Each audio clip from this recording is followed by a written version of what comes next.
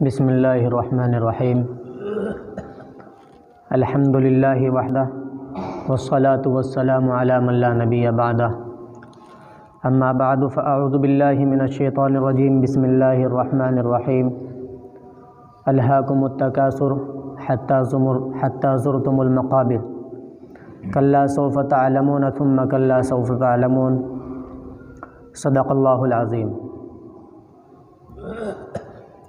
میرے انتہائی واجب الاحترام بزرگوں، دوستوں، نوجوان ساتھیوں، یہ سورہ تکاثر کی جو چند آیتیں پڑھی ہیں، دراصل اللہ تبارک و تعالی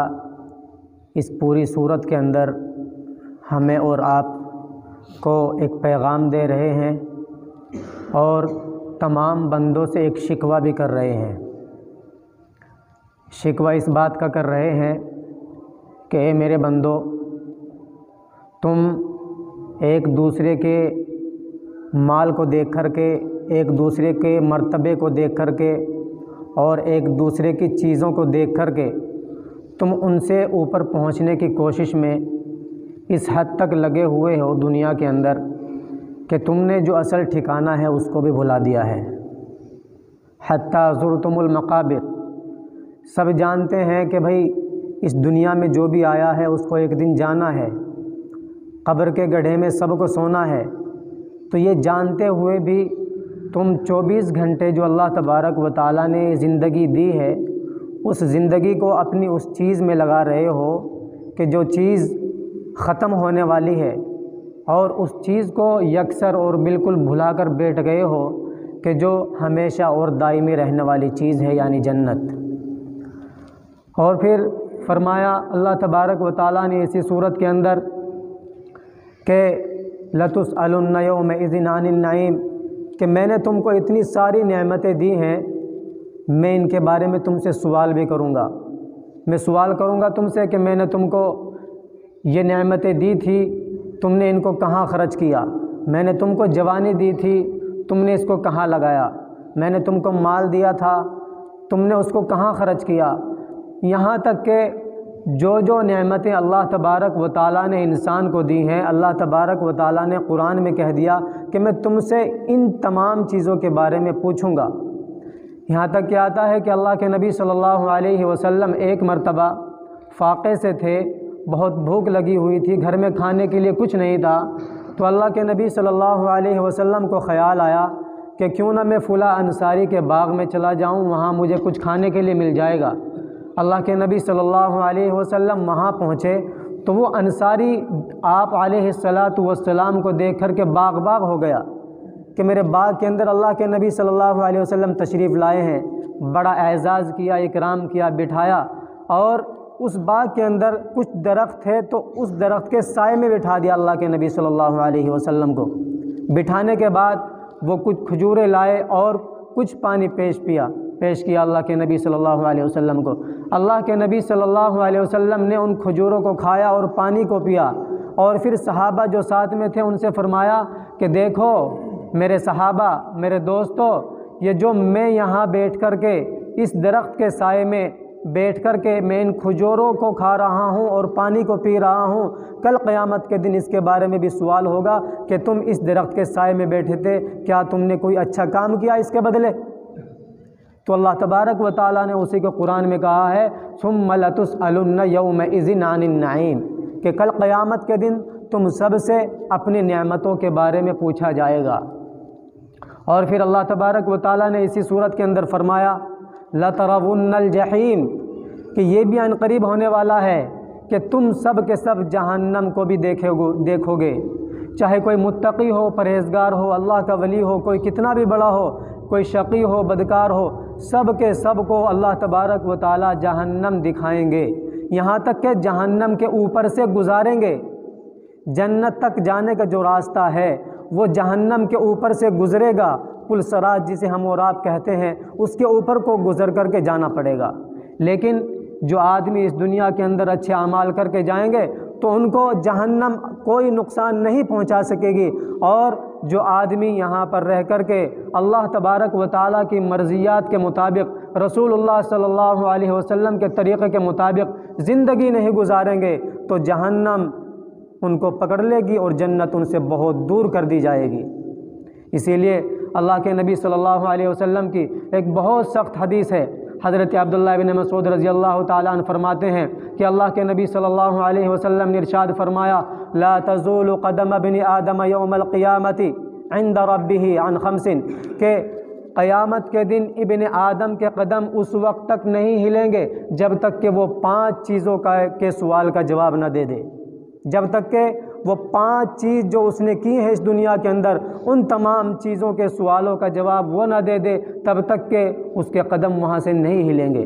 یعنی اس کے میدان حشر میں سب کے سب ہوں گے، سامنے جنت ہوگی، لیکن کوئی آدمی، کسی آدمی کے اندر یہ ہمت نہیں ہوگی کہ وہ اپنے قدم وہاں سے ہلا سکے۔ فرمایا اللہ کے نبی صلی اللہ علیہ وسلم نے وہ 5 سوال کیا کیا ہیں؟ پہلا سوال ہوگا عن عمرہ فیما افناہ، کہ میں نے تم کو عمر دی تھی، تم نے اس کو کہاں خرچ کیا؟ جوانی دی تھی میں نے تم کو، یہ تم نے کہاں خرچ کی؟ آیا میری مرضیات کے مطابق خرچ کی یا اس کو گناہوں کے کاموں میں لگایا؟ بہت سے لوگ سوچتے ہیں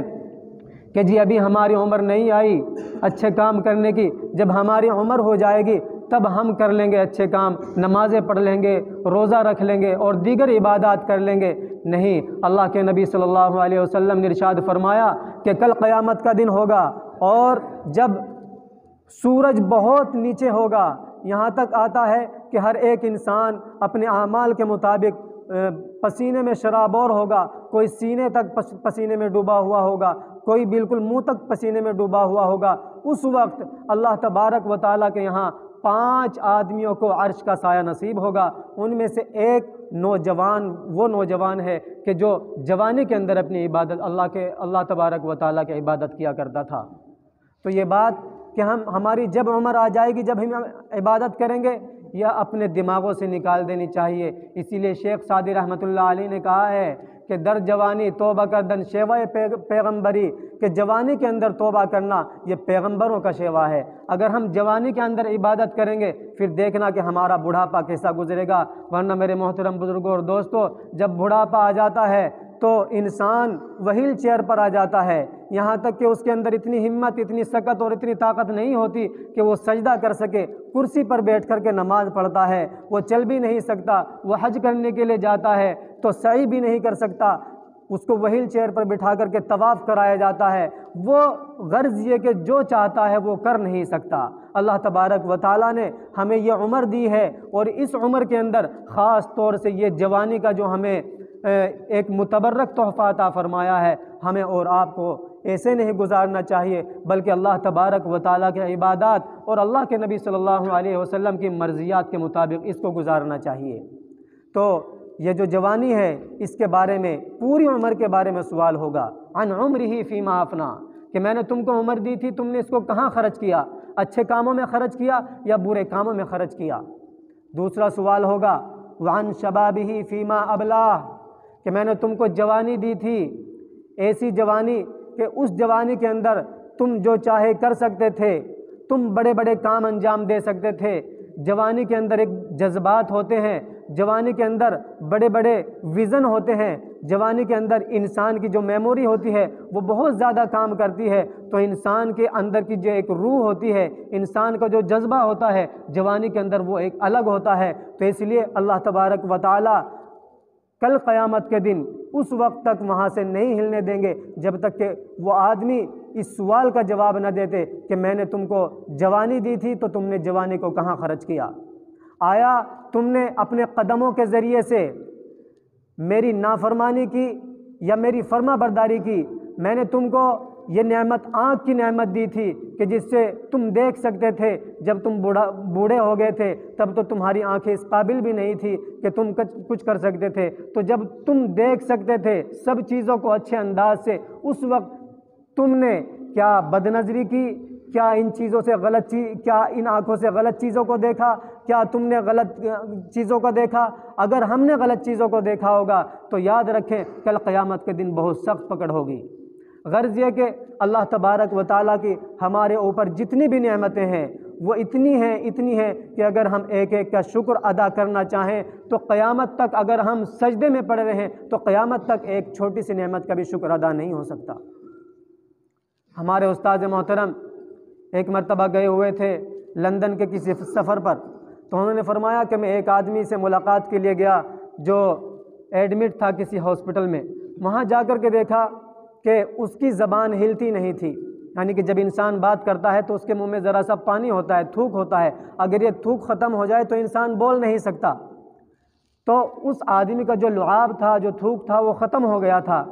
فرما رہے تھے کہ 24 گھنٹے اس کے منہ میں تھوڑی سی تری لانے کے لیے ایک ڈراپ ڈالی جاتی تھی، ایک قطرہ ڈالا جاتا تھا جس کی قیمت تھی 1,00,000 روپیہ۔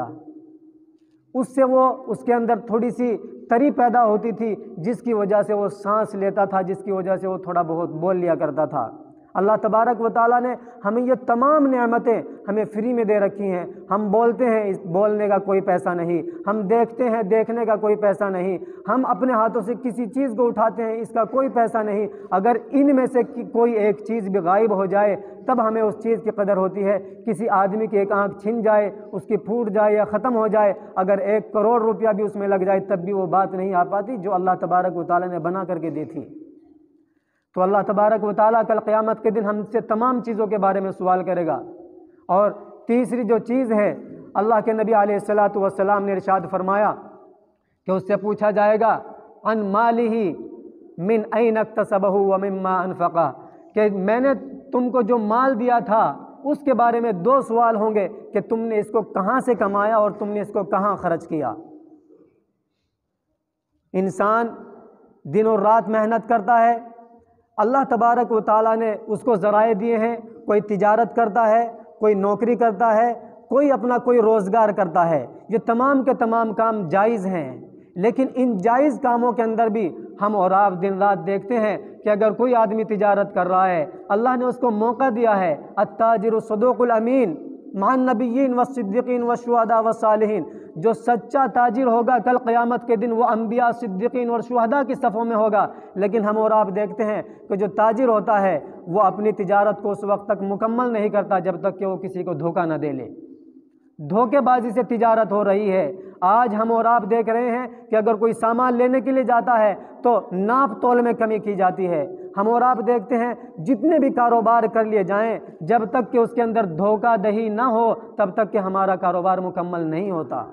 اللہ نے ہمیں جائز موقع دیا تو ہم اسے جائز تک رکھیں، ہم اس جائز کام کے اندر ناجائز ملا کر کے، ناجائز اس کے اندر داخل کر کے ہم اپنی تمام تجارت کو کیوں ناجائز کر رہے ہیں؟ جب ہمارے بچوں کے اندر، ہمارے گھر والوں کے اندر، اپنی بیوی کے پیٹ کے اندر جب حرام لقمہ جائے گا، اس سے پیدا ہونے والی اولاد رشید احمد گنگوہی نہیں ہوگی، اس سے پیدا ہونے والی اولاد اشرف علی تھانوی نہیں ہو سکتی، اس سے پیدا ہونے والی اولاد حسین احمد مدنی نہیں ہو سکتے، اس سے پیدا ہونے والی اولاد امام غزالی جیسے نہیں پیدا ہو سکتے، اس سے پیدا ہونے والی اولاد ایسی ہوگی کہ وہ چوک چوراہوں پر کھڑے ہو کر کے عام شراب پئیں گے، چوک چوراہوں پر کھڑے ہو کر کے وہ ہمیں اور آپ کو گالیاں دیں گے، اور ان کے والدین جا کر کے علماء کے پاس کہیں گے کہ حضرت اس کے لیے دعا کر دو، میری اولاد بگڑ گئی ہے۔ تو اللہ نے ہمیں جائز موقع دیے ہیں، اللہ نے ہمیں تجارت دی ہے، اللہ نے ہمیں اور دوسرے ذرائع دیے ہیں کام کرنے کے، تو ہمیں چاہیے کہ ہم ان کو جائز حدود تک رکھیں، ان کے اندر ناجائز چیز گھسا کر کے اس کو ناجائز نہ کریں۔ جو آخری چیز ہے وہ ہے کہ اللہ کے نبی صلی اللہ علیہ وسلم نے ارشاد فرمایا کہ میں نے تم کو علم دیا تھا، تم نے اس پر کتنا عمل کیا۔ اگر ان تمام چیزوں کے بارے میں وہ صحیح جواب دے دے گا تو اللہ تبارک و تعالی ہمیں پھر کہہ دیں گے کہ جاؤ جنت کے اندر، اور اگر ہم ان چیزوں کے سوال کے جواب ہم صحیح طور پر نہیں دیں گے تو یاد رکھنا جنت ہم سے بہت دور کر دی جائے گی اور ہمیں اس کے لیے جہنم میں تپنا پڑے گا۔ اللہ تبارک و تعالی ہمیں اور آپ کو ان تمام باتوں پر عمل کرنے کی توفیق عطا فرمائے، اور یہ جو سوالات ہیں جو اللہ تبارک و تعالی نے ہمیں پہلے ہی بتا دیے ہیں، اللہ تبارک و تعالی ہمیں ان کی صحیح طریقے سے تیاری کرنے کی توفیق عطا فرمائے۔ آمین۔ وآخر دعوانا الحمد للہ رب العالمین۔